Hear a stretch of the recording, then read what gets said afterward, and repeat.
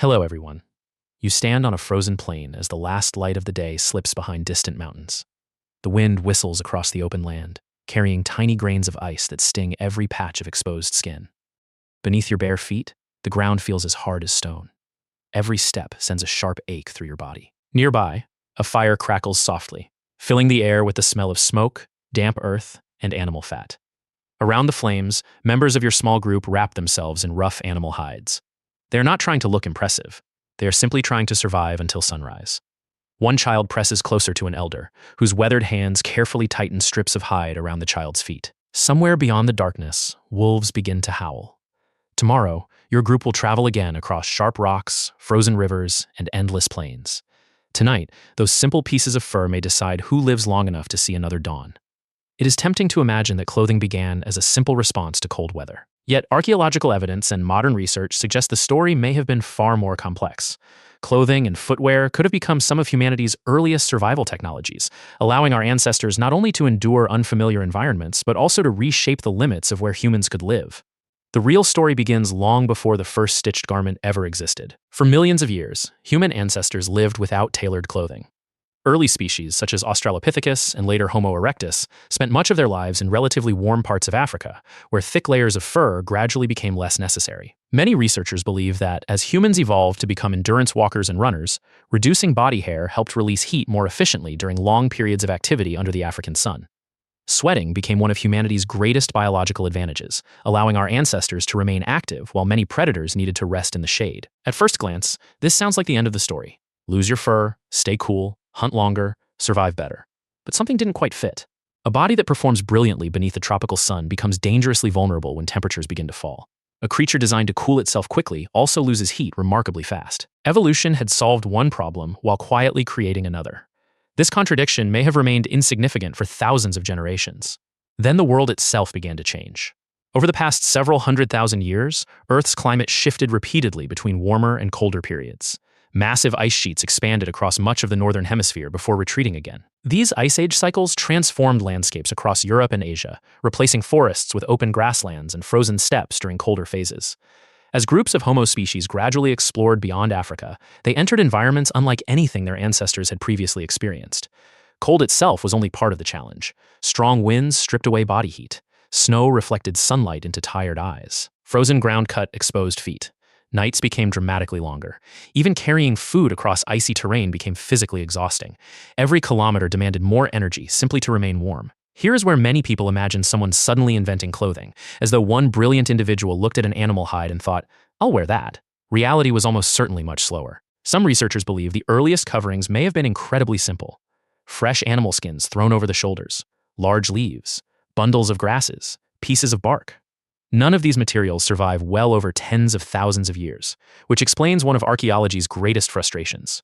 Organic materials decay rapidly. Stone tools can remain buried for hundreds of thousands of years, but leather, fur, woven fibers, and wooden sandals usually disappear completely. That absence of evidence once led some scholars to wonder whether humans adopted clothing much later than expected. Then another source of evidence appeared from an entirely unexpected direction. Not from caves, not from fossils, but from tiny insects. Modern humans host two different kinds of lice. Head lice live in hair. Clothing lice survive inside garments and only leave to feed on human skin. Genetic studies comparing these two species suggest that clothing lice diverged from head lice tens of thousands of years ago, with many estimates clustering around roughly 170,000 years ago, although scholars continue to debate the exact timing. If clothing lice evolved to depend on garments, then humans must already have been wearing clothing often enough to create an entirely new habitat. An insect had quietly preserved part of a story that leather never could. Yet archaeology tells a different story as well. Stone tools discovered at sites occupied by Neanderthals and early Homo sapiens show evidence of scraping animal hides. Specialized hide scrapers appear across multiple regions, suggesting that preparing skins became an increasingly important activity. Fresh hides are stiff, heavy, and quick to decay. Turning them into flexible coverings requires considerable effort. Even without stitched clothing, softened hides could provide insulation against freezing temperatures. Some researchers suggest Neanderthals may have relied primarily on draped hides rather than carefully tailored garments. Others argue they probably developed more sophisticated methods that simply left few surviving traces. The debate continues because organic evidence is so rare, but almost everyone agrees that hide processing became an essential survival skill. Then something unexpected happened. Around 40,000 years ago, archaeological sites in Eurasia began producing remarkable new discoveries. Carefully shaped bone needles with pierced eyes appeared in multiple regions. Unlike simple awls used to punch holes, these needles allowed thread made from animal sinew or plant fibers to pass through hides, making fitted clothing possible. That single technological improvement may have changed everything.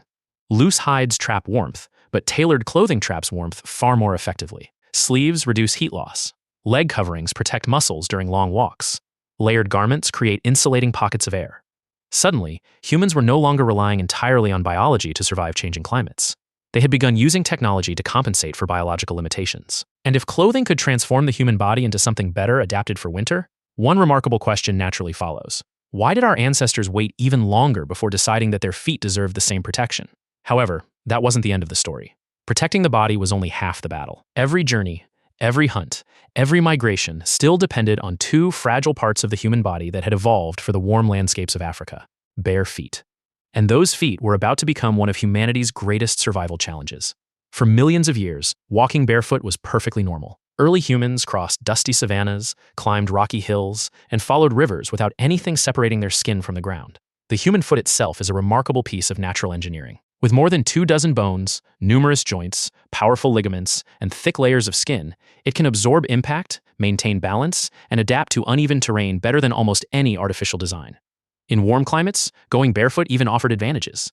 Bare feet provided excellent grip on loose soil and wet rocks. They allowed people to feel subtle changes in the ground beneath them, improving balance during hunting or climbing.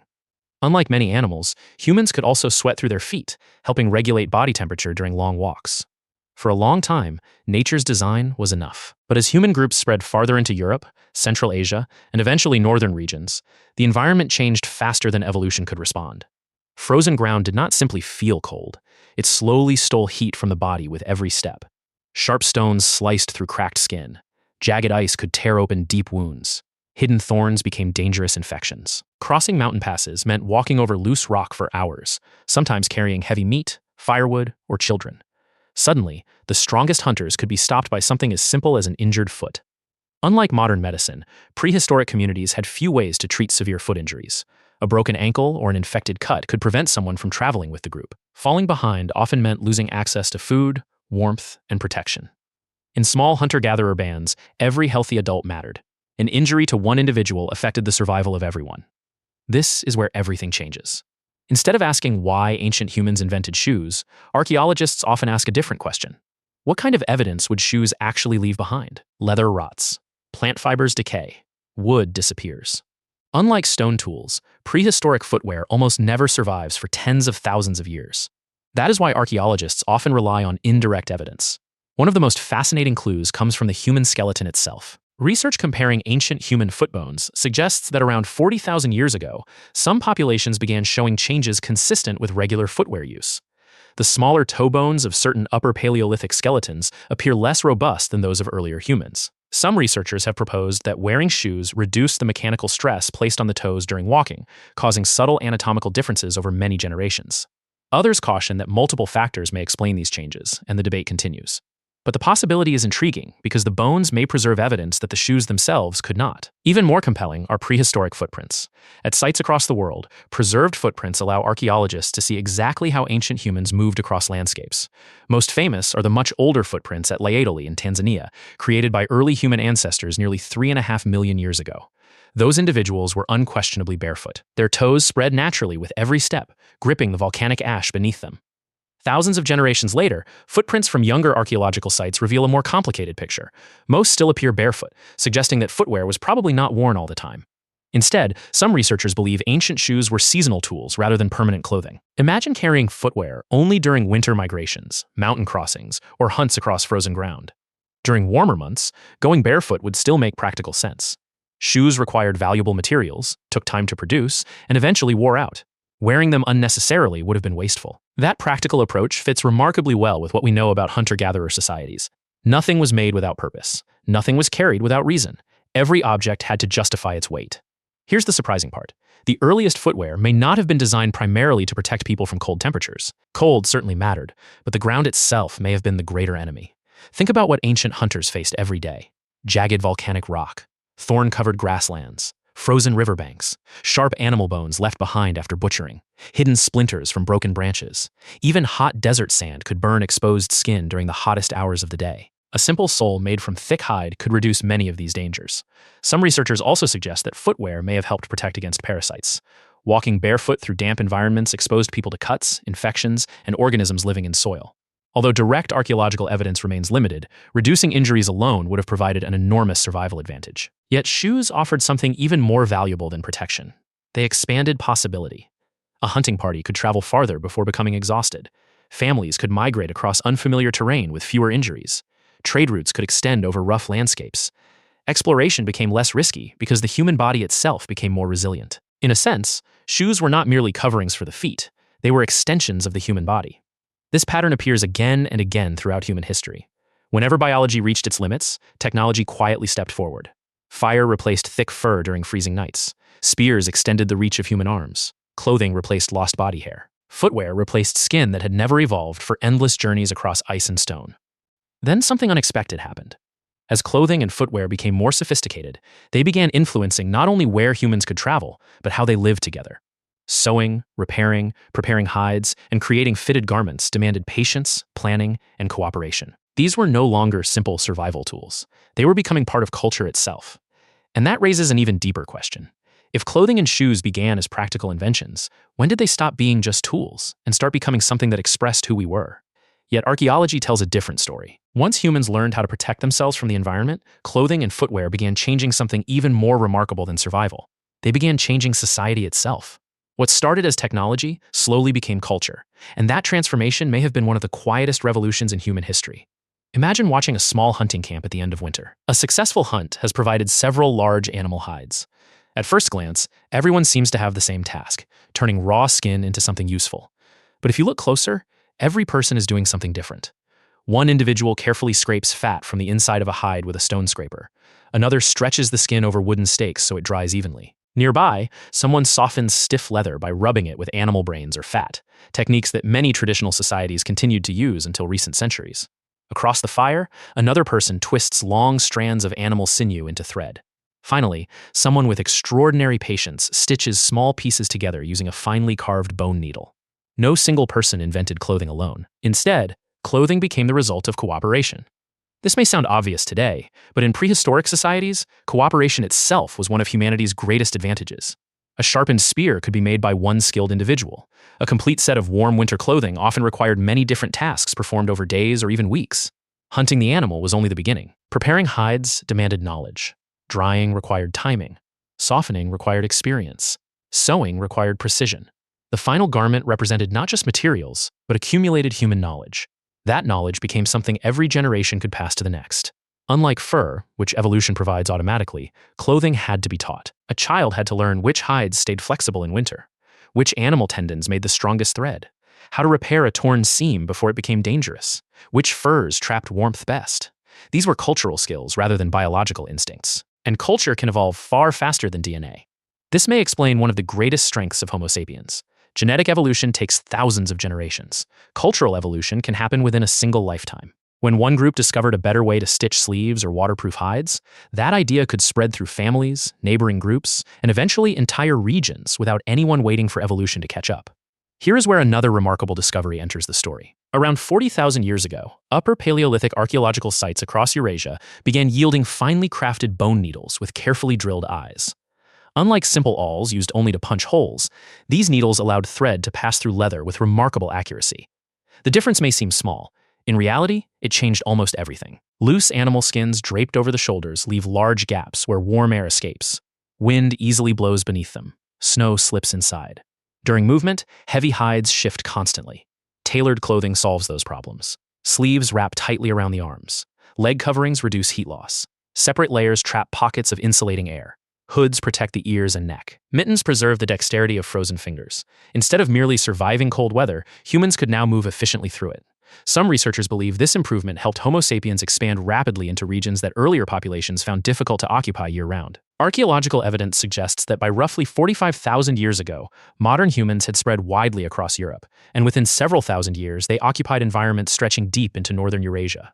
Of course, clothing alone did not make this possible. Fire remained essential. Shelters mattered enormously. Social cooperation was critical. But clothing allowed all these other survival strategies to work more effectively. Then something unexpected happened. As survival became more reliable, clothing began serving purposes beyond protection. The first decorations were probably simple: a shell sewn onto a garment, a feather tucked into a head covering, animal teeth hanging from leather cords, red ochre rubbed into hides. None of these additions made clothing warmer. Instead, they communicated information. Who belonged to this family? Who had completed a successful hunt? Who was old enough to become an adult? Who came from another community? Archaeological discoveries from sites such as Sungir in Russia, dating to around 34,000 years ago, reveal burials containing thousands of carefully crafted ivory beads. Although scholars continue debating exactly how these garments looked, the sheer number of ornaments suggests clothing had already become more than simple protection. It had become part of identity. This pattern appears throughout human history. Technology often begins by solving practical problems. Eventually, it begins expressing human values. The first shelters protected people from rain. Later, they became homes. The first fires provided warmth. Later, they became gathering places. The first clothing protected skin. Later, it became language without words. You could often understand something about another person before they spoke. Perhaps they wore particular ornaments. Perhaps their clothing revealed where they came from. Perhaps certain materials were reserved for respected elders or skilled hunters. The exact meanings remain uncertain because prehistoric societies left no written explanations.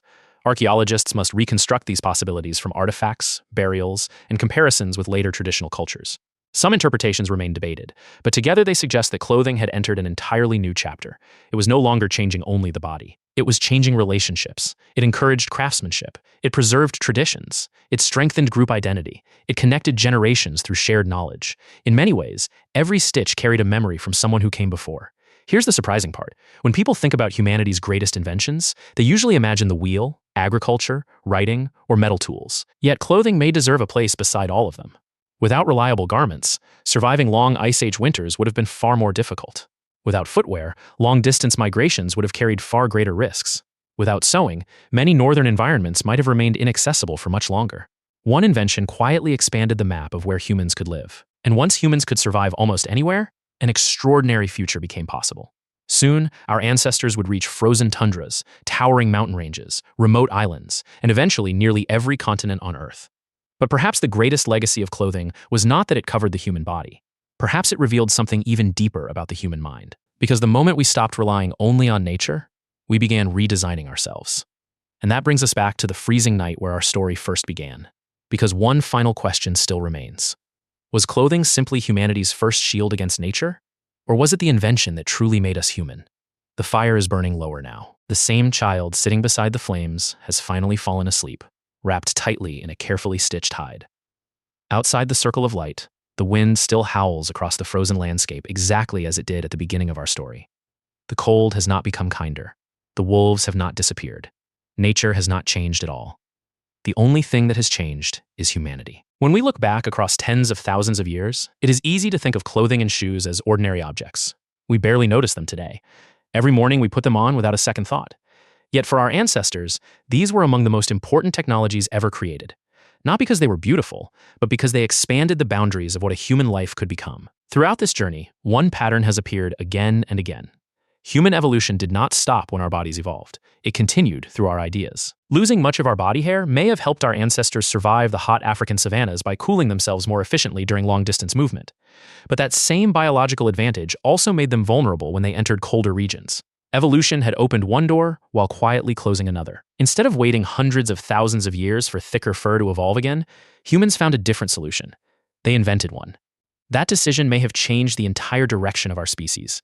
Every hide stretched over a wooden frame represented a refusal to accept biological limits. Every bone needle carved by careful hands represented knowledge accumulated across generations. Every repaired seam represented planning for tomorrow instead of surviving only today. Every pair of primitive shoes represented another step into landscapes that evolution alone had never prepared us to enter. This is one of the greatest differences between humans and nearly every other animal. Most species adapt primarily by changing their bodies. Humans increasingly adapted by changing their environment, and by creating tools that change themselves. Clothing was never just fabric. It became a portable environment. Instead of growing thicker fur, humans carried warmth with them. Instead of evolving tougher feet, they built protection around them. Instead of avoiding dangerous climates, they reshaped those climates into places where life became possible. Some researchers even argue that this ability to create external adaptations became one of the defining characteristics of Homo sapiens. Rather than allowing natural selection to solve every challenge, culture began solving problems far faster than biology ever could. That pattern would continue throughout history. When winter became colder, people improved clothing instead of waiting for evolution. When deserts became hotter, they developed lighter garments that reflected sunlight. When mountains became steeper, footwear became stronger. When oceans stood in the way, humans built boats. Again and again, technology became an extension of the human body. But perhaps the most remarkable part of this story is that clothing was never truly an individual invention. No single genius suddenly transformed history. Instead, countless anonymous people contributed tiny improvements over thousands of generations.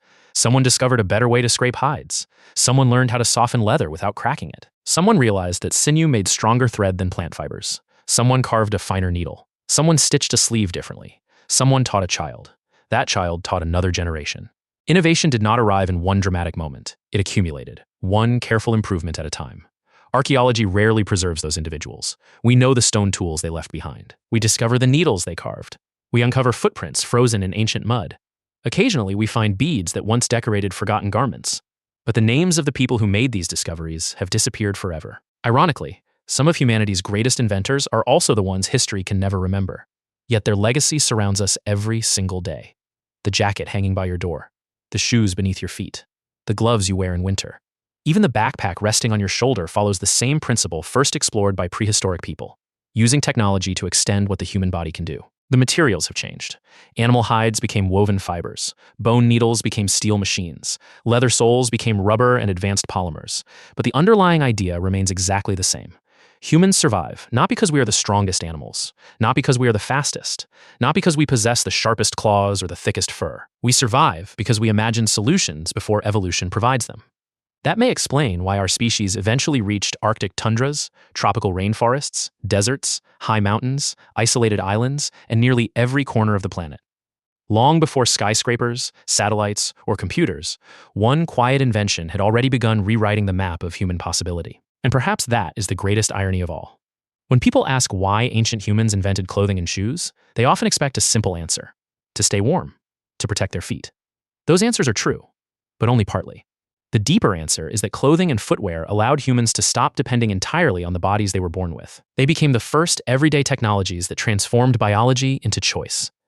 In many ways, civilization may have started with something as humble as a carefully stitched animal hide wrapped around cold shoulders beside a fire. So imagine that frozen evening one last time. The flames flicker across tired faces. Snow drifts quietly beyond the camp. The child sleeps safely beneath a layer of stitched fur. Morning will bring another long journey across an unforgiving landscape. But this time, that journey is possible. Not because the world has become easier, not because humans have become stronger, but because somewhere, someone learned that nature's limits did not always have to be accepted. Sometimes they could be worn. And perhaps that has always been humanity's greatest gift. Not simply adapting to the world, but quietly learning how to reshape it, one small invention at a time.